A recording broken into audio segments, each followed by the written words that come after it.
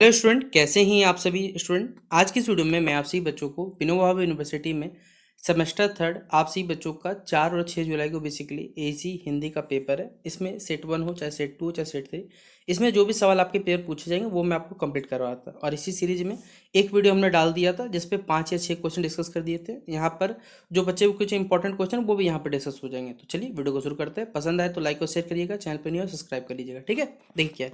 पहला हमारे पास है मेधा सदीनता जो छात्रवृत्ति हेतु बेसिकली जो जिला कल्याण पदाधिकारी है उनके पास एक आपको क्या करना है, आवेदन पत्र लिखना है। ठीक है, मतलब ये बेसिकली क्या है, जिला के जो कल्याण अधिकारी है बेसिकली उनको आपको क्या है, एक लेटर एप्लीकेशन लिखना है। क्यों? छात्रवृत्ति के लिए यहाँ पर। ठीक है, तो आइए समझते हैं पहले फॉर्मेट को। सबसे पहले फॉर्मेट लिखना समझ जाइएगा, तो आप लोग सब बना लीजिएगा। जैसे आप प्रिंसिपल लिखते थे उसी तरह वहाँ लिखिएगा। सेवाम प्राचार्य लिखते थे, यहाँ पर सेवाम क्या करिएगा, जिला कल्याण पदाधिकारी। आप जिस भी जिला में बिलोंग करते हो जिले का नाम लिख दीजिएगा। ठीक है, और जो भी जिस स्थान पर रहते हो उस स्थान का नाम लिख सकते हैं। ठीक है, विषय क्या है, आपको मेधा जो सदीनता छात्रवृत्ति है उसको प्रदान करने हेतु क्या करना है, बेसिकली एक आवेदन पत्र लिखना है। महोदय यहाँ पर लिख सकते हैं। सविनय निवेदन ये है कि आप जिस भी कॉलेज में पढ़ते हैं उस कॉलेज का आप एक छात्र या छात्रा जो भी अपने हिसाब से देख लीजिएगा। मैंने हाल ही में क्या किया है, परीक्षा प्रथम श्रेणी या उत्कृष्ट अंकों से उत्तीर्ण किए। मतलब यहाँ पर आपने मान लीजिए सेमेस्टर आप अभी 3 है तो सेमेस्टर 2 में लिख दीजिएगा, सेमेस्टर 2 की परीक्षा में प्रथम श्रेणी उत्कृष्ट अंकों से उत्तीर्ण किए। मेरी आर्थिक स्थिति क्या है, अत्यंत कमजोर है तथा मेरे परिवार की जो आय है वो सीमित है, मतलब लिमिटेड में पैसा मिलता है। आर्थिक कठिनाइयों के कारण क्या होता है, मेरे आगे की पढ़ाई प्रभावित होने की आशंका मुझे लग रही है। ठीक है, इसलिए मैं आपसे अनुरोध करता हूँ कि मुझे जो मेगा जो सदनीयता छात्रवृत्ति है वो प्राप्त करने का मैं बेसिकली हकदार हूँ या पात्र हूँ। मेरे जो शैक्षणिक प्रमाण पत्र है, मतलब जो भी आपके एकेडमिक डॉक्यूमेंट्स है आप उनको दिखा सकते हैं, आय प्रमाण पत्र दिखा सकते हैं और अन्य जो भी आवश्यक दस्तावेज है इन सब आवेदन पत्र जुड़े हुए, ये सभी चीज़ों को आप उसमें क्या करिए, रख दीजिएगा, संलग्न कर दीजिएगा। अतः आपसे विनम्र अनुरोध है कि मेरी आर्थिक स्थिति और जो मेरी शैक्षणिक उपलब्धि है उनको ध्यान में रखते हुए मुझे जो मेगा सदनीयता छात्रवृत्ति है वो मुझे प्रदान करने की कृपा करें। इसके लिए मैं आपका सदा आभार या आभारी रहूँगा। देख लीजिएगा कोई भी है, मेल या फीमेल। धन्यवाद यहाँ लिख दीजिएगा, भवदीय अपना नाम लिख दीजिएगा, पिता या अभिभावक का नाम आपको जो लगता है, कक्षा यहाँ पर ये सेमेस्टर भी लिख सकते हैं, कोई दिक्कत नहीं है। अगर आप सेमेस्टर स्टूडेंट सेमेस्टर लिख सकते हैं अपने हिसाब से, और सत्र का नाम लिख दीजिएगा। आप जिस करंट सेशन में पढ़ रहे हो सेशन नाम लिख दीजिएगा, रोल नंबर लिख दीजिएगा, साथ साथ कॉलेज का नाम लिख दीजिएगा, एड्रेस लिख दीजिएगा, दिनांक मतलब डेट लिख दीजिएगा और अपना जो सिग्नेचर वो भी कर दीजिएगा। तो इस प्रकार आप सी बच्चे अगर ये एप्लीकेशन लिखते हैं तो पेपर में आपको 15 मार्क्स आपके पेपर में आएगा। तो ये पूरा फॉर्मेट रहा कि अगर आपको मान लीजिए कोई भी बेसिकली आवेदन पत्र आता है, ठीक है, हो सकता है यहाँ पर अखबार के जो संपादक होते हैं उनको पत्र लिखने बोला जाएगा, तो आप इस प्रकार फॉर्मेट में लिख सकते हैं। ठीक है, अगला सवाल है हमारे पास है आपका प्रिय कवि। इस पर क्या करने बोला गया, निम्न लिखने बोला गया है। आपके प्रिय कवि हर व्यक्ति के हिसाब से देखिए, जो अपने फेवरेट पोएट है वो अलग अलग हो सकते हैं। यहाँ पर मेरे प्रिय कवि जो है वो रामधारी सिंह दिनकर जी है। ठीक है, क्योंकि हिंदी साहित्य में बहुत सारे महान कवि है, लेकिन जो मुझे लगता है जिनको ने मेरी बेसिकली जीवन में यहाँ पर जो प्रेरित करने का कार्य किया वो है बेसिकली रामधारी सिंह दिनकर जी हमारे पास। ठीक है, यहाँ पर क्या है, हमारा जो समाज है उसमें अगर बात किया जाए हमारे पास है हिंदी साहित्य का जो राष्ट्र कवि है ये रामधारी सिंह दिनकर जी कहा जाता है, क्योंकि इनकी कविता में हमें राष्ट्र प्रेम देखने को मिलता है, वीरता देखने को मिलती है, स्वाभिमान भी देखने को मिलता है, और साथ ही साथ जो सामाजिक चेतना है इन सभी चीज़ों का एक कंबाइंड रूप ही जो है या अद्भुत समन्वय जो है ये इनकी कविताओं में हमें देखने को मिलता है। रामधारी सिंह दिनकर जी का जो जन्म है वो 23 सितंबर 1908 को बिहार में सिमरिया गांव में हुआ था। वे बचपन से बहुत ही ज़्यादा प्रतिभाशाली व्यक्ति थे। उन्होंने अपनी शिक्षा पूरी करने के बाद साहित्य सृजन को क्या किया, अपना बेसिकली जो प्रमुख कार्य बनाया। उनकी रचनाओं में स्वतंत्रता आंदोलन के समय लोगों में जो देशभक्ति की भावना होगी, साथ ही साथ उत्साह का संचार किया। दिनकर जी की देखिए जो भाषा शैली थी वो अत्यंत ही सरल थी, प्रभावशाली थी और ओजपूर्ण थी। उनकी अगर आप कविताएं पढ़ती है तो पाठकों के मन में एक जोश पैदा होता है और प्रेरणा भरने कार्य करता है। उन्होंने राष्ट्र, समाज और मानवता से जुड़ी कई विषयों पर यहाँ पर अनेक जो श्रेष्ठ कृतियाँ हैं उन्होंने लिखी है। उनकी प्रमुख रचनाओं में आप जो भी अपने हिसाब से रचनाएं लिखते हैं वो लिख सकते हैं, तथा विशेष रूप से प्रसिद्ध है। उनकी रचनाओं में बेसिकली राष्ट्रीय भावना और मानवीय मूल्यों का हमें एक सुंदर चित्रण देखने को मिलता है। दिनकर जी मुझे इसलिए भी प्रिय है, बेसिकली क्यों कारण है, क्योंकि उनकी कविता की बात करें, अगर आप उनकी कविताएं पढ़ते हैं तो आपको साहस मिलेगा, आत्मविश्वास मिलेगा और देश प्रेम की जो भावना ये उनकी कविताओं से हमें मिलती है। उनकी रचनाएं केवल बेसिकली कहा जाए भैया एंटरटेनमेंट के लिए नहीं आप देख सकते, बल्कि जीवन में संघर्ष करने और आदर्श आगे बढ़ने का एक संदेश भी देने कार्य करता है। उनकी कविताओं युवा में ऊर्जा और उत्साह का एक संचार करती है। दिनकर जी की अनेक यहाँ पर बेसिकली दिनकर जी को उनके साहित्यिक योगदान के लिए अनेक बहुत सारे सम्मान प्राप्त हुए। उन्हें भारत सरकार द्वारा बहुत सारे यहाँ पर सम्मान भी मिले। उनकी कृति जो है उर्वशी बेसिक, उनके लिए उन्हें ज्ञानपीठ पुरस्कार भी मिल चुका है यहाँ पर, ठीक है। अंततः कह सकते हैं कि रामधारी सिंह दिनकर जी हिंदी साहित्य के एक महान कवि थे। उनकी रचनाएं आज भी लोगों को बेसिक प्रेरणा देती है। उनका व्यक्तित्व और जो साहस है वो मेरे लिए हमेशा एक आदर्श रहा है, और इसलिए वो मेरे क्या एक फेवरेट पोइट में आते हैं बेसिकली। ये सब इसलिए वो मेरे क्या प्रिय कवि है। तो आप अपने हिसाब से आपको जो भी फेवरेट कवि लगता है कि आप बचपन से जिनकी कविताएं पढ़ते हैं, आप अपने हिसाब से उनके बारे में जानकारी इकट्ठा करके और उनके बारे में लिख सकते हैं, वो आपकी इच्छा रहेगी, ठीक है। तो ये मेरे हिसाब से था, आपको जो लगेगा आप अपने हिसाब से लिख सकते हैं।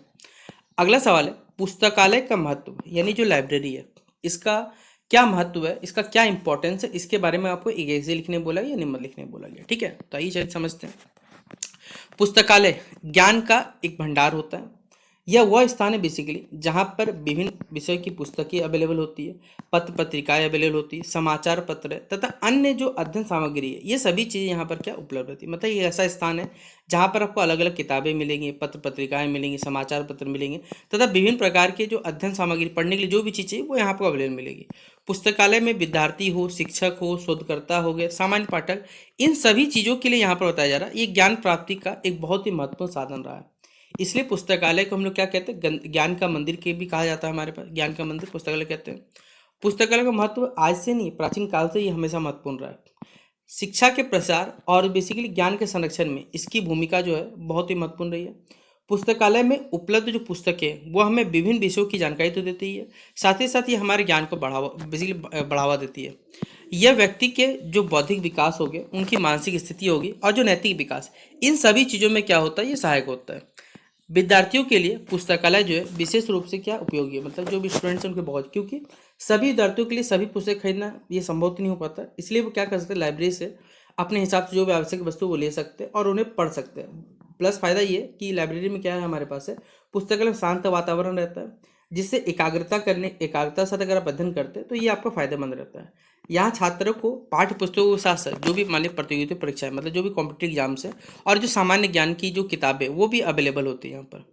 पुस्तकालय पढ़ने की जो आदत है वो पुस्तकालय पढ़ने की आदत जो है ये विकसित करता है। नियमित रूप से पुस्तकालय जाने से व्यक्ति में क्या होता है, अध्ययन के प्रति रुचि बढ़ती है। पुस्तकें मनुष्य की सच्ची मित्र होती है, वे हमें अच्छे विचार, प्रेरणा और जीवन जीने की जो सही दिशा ये प्रदान करने का कार्य करती है। पुस्तकालय के माध्यम से हम महान लेखक हो गए, वैज्ञानिक हो गए और उनके विचारों को विचार से ये भी परिचित हो पाते हैं। आज का जो हमारा आधुनिक युग है उसमें हम देखते हैं डिजिटल लाइब्रेरी, इसका महत्व बढ़िया है। इंटरनेट के माध्यम में हम लोग देखते हैं जो ई बुक्स है, मतलब आप ऑनलाइन क्या कर सकते हैं, बुक्स को पढ़ सकते हैं, ई इलेक्ट्रॉनिक बुक जिसे कहते हैं। और ऑफलाइन जो हमारे पास ऑनलाइन जो अध्ययन सामग्री ये आसानी से उपलब्ध हो पाती है। फिर भी जो हमारे पारंपरिक पुस्तकालय उसका महत्व कभी भी कम नहीं हुआ है। पुस्तकालय का वातावरण हमेशा अध्ययन और चिंतन के लिए क्या है, ये सबसे उपयुक्त माना जाता है हमारे पास। तो पुस्तकालय कहा जाए केवल आपको ज्ञान प्रदान नहीं करता, बल्कि समाज में जागरूकता होगी, संस्कृति के विकास में भी एक महत्वपूर्ण भूमिका निभाता है। ये लोगों को कई नई जानकारी से अवगत कराता है, साथ ही साथ उनकी सोच को व्यापक बनाता है। एक समृद्ध पुस्तकालय किसी भी शिक्षण संस्था की पहचान माना जाता है। अंततः कह सकते हैं कि पुस्तकालय जो है शिक्षा और ज्ञान का एक प्रमुख केंद्र है। यह व्यक्ति और समाज दोनों के विकास में एक महत्वपूर्ण भूमिका निभाता है। इसलिए हमें पुस्तकालयों का अधिक से अधिक उपयोग करना चाहिए तथा पढ़ने की जो आदत है उसको बढ़ावा देना चाहिए। वास्तव में पुस्तकालय जो है एक ज्ञान का अमूल्य खजाना है, जो जीवन की आपकी सफलता और जीवन में जो प्रगति का रास्ता है उसकी ओर आपको अग्रसर करता है या आगे ले जाता है हमारे पास। तो ये था पुस्तकालय पर अगर निबंध बोला जाएगा, आप अपने हिसाब से जो भी आपको लग सकता है शब्द यहाँ पर जोड़ सकते हैं और उसको अपने हिसाब से बना के लिख सकते हैं, ठीक है। ये मेरे हिसाब से था, आपको जो लगे आप लिखिएगा। अगला है संक्षेपण का महत्व। ये पेपर पूछा जाएगा, संक्षेपण हो गया, पल्लेबन हो गया, आपके पेपर में आएगा सवाल ये सब, ठीक है। तो संक्षेपण अगर बात करें, हिंदी लेखन की एक महत्वपूर्ण कला है। संक्षेपण का अर्थ हो गया कोई भी जानकारी, कोई विस्तृत विषय है, लेख है, भाषण है, कहानी है या फिर जो रिपोर्ट है, इसके जो भी मुख्य विचार है उनको आपको क्या करना है, सुरक्षित रखते हुए उसको कम से कम शब्दों में आपको प्रस्तुत करना है। इसमें जो भी अनावश्यक जो फालतू बातें उसको हटा देना है और केवल जो भी आवश्यक जो तथ्य यानी फैक्ट्स, जो इंपॉर्टेंट फैक्ट्स हो गए, विचार हो गए, उन सभी चीज़ों रखा जाता है। संक्षेपण का उद्देश्य जो है वो किसी विषय की जो मूल भावना है उसको बनाए रखना है, साथ ही साथ उसे शॉर्ट करना है और स्पष्ट तरीके से, मतलब क्लैरिटी होनी चाहिए कि अगर आप कोई चीज़ बता रहे हो वो स्पष्ट होना चाहिए हमारे पास, ठीक है। वर्तमान युग को विज्ञान और सूचना का युग ऐसे नहीं कहा जाता है, क्योंकि आज प्रतिदिन बड़ी मात्रा माफ करिएगा, सूचनाओं का आदान प्रदान होता है। ऐसे समय में प्रत्येक व्यक्ति के लिए सभी सामग्री को विस्तार से पढ़ना तो असंभव है, इसलिए संक्षेपण का महत्व और भी बढ़ी है। इसके माध्यम से कम समय में अधिक जानकारी प्राप्त की जा सकती है। यह समय और श्रम दोनों की बचत करता है। संक्षेपण विद्यार्थियों के लिए विशेष रूप से उपयोगी है। पढ़ाई के दौरान विद्यार्थियों को अनेक विषयों का अध्ययन करना पड़ता है, इसलिए वे पाठों और अध्यायों को क्या करते हैं, शॉर्ट में संक्षेप में तैयार करते हैं, ताकि अगर मेन मेन पॉइंट्स पढ़ लेंगे तो उनको याद रह सकता है। परीक्षा तैयारी में संक्षेपण जो है अत्यंत ही महत्वपूर्ण सहायक सिद्ध होता है। इससे पुनरावृत्ति कम समय में क्या होती है, प्रभावी ढंग से की जा सकती है। संक्षेपण व्यक्ति की जो बौद्धिक क्षमता है उसको बढ़ाता है, विकास उसमें महत्वपूर्ण भूमिका निभाता है। यह मुख्य और गौण तत्वों में बेसिकली जो अंतर करने की क्षमता आपका उसमें विकसित करने का कार्य करता है। संक्षेपण लिखते समय व्यक्ति को उनको बेसिकली जो भी विषय चुनना है उनको ध्यानपूर्वक पढ़ना पड़ता है, समझना पड़ता है और उसके जो भी मुख्य विचार है उनको चुनना पड़ता है। इससे उसकी जो बेसिकली विश्लेषणात्मक तथा तार्किक जो सोच है उसका विकास होता है। साथ ही साथ भाषा पर अधिकार होता है और लेखन कौशल भी उसकी वृद्धि होती है। प्रशासनिक, शैक्षणिक, पत्रकारिता तथा व्यावसायिक क्षेत्रों में संक्षेपण का बहुत ज़्यादा उपयोग है। सरकारी कार्यालयों में जो लंबी रिपोर्ट देखते हैं, दस्तावेज देखते हैं, उनका सार प्रस्तुत यहाँ किया जाता है। समाचार पत्र और पत्रिकाओं में भी महत्वपूर्ण घटनाओं का एक हम जो संक्षिप्त रूप से प्रकाशित किया जाता है। व्यावसायिक क्षेत्र में बैठक और जो योजना है उनका सार तैयार करने के लिए हम लोग क्या करते हैं, संक्षेपण का यहाँ पर उपयोग किया जाता है। अंततः कह सकते हैं हम लोग कि संक्षेपण केवल एक लेखन कला ही नहीं है, बल्कि एक आवश्यक बौद्धिक कौशल है। यह समय की बचत करता है, समय की क्षमता को बढ़ाता है, समय की क्षमता बढ़ाता है तथा विचारों को स्पष्ट और प्रभावशाली ढंग से प्रस्तुत करने में सहायक होता है। आधुनिक जीवन की व्यवस्था को देखते हैं तो संक्षेपण का जो महत्व है वो दिन प्रतिदिन बढ़ता जा रहा है। इसलिए प्रत्येक व्यक्ति और विद्यार्थी और जो शिक्षित व्यक्ति है उनको संक्षेपण की जो कला है उसका ज्ञान होना ही चाहिए हमारे पास। ठीक है, तो ये था संक्षेपण का महत्व। अगर आपको पूछा जाएगा तो आप लिखिएगा। अगला सवाल है, कर्म ही पूजा है, इसको पल्लवित करना है, मतलब इसका पल्लवन करने बोला गया। ठीक है, तो कर्म ही पूजा है, यह अत्यंत ही प्रेरणादायक उक्ति है। इसका अर्थ है कि मनुष्य को अपने कर्तव्य और जो कार्य है उनको पूरी निष्ठा से, ईमानदारी से और लगन के साथ करना चाहिए। सच्ची पूजा सिर्फ आप मंदिर में जाकर नहीं करते या फिर किसी भी आप धार्मिक स्थल में जाकर नहीं करते, बल्कि अपने कार्य को अगर अपनी पूरी जिम्मेदारी के साथ करते हैं तभी ईश्वर की आराधना ये सच्ची रूप से हो पाती है। मनुष्य के जीवन में अगर बात करें कर्म का विशेष महत्व है, बिना कर्म के कोई भी व्यक्ति जीवन में सफलता प्राप्त नहीं कर सकता। जो व्यक्ति परिश्रम और लगन से अपने कार्य करता है वो जीवन में अवश्य सफल होता है। विद्यार्थी का कर्म अध्ययन करना है, किसान का कर्म है खेती करना, शिक्षक कर्म है विद्यार्थी शिक्षा देना।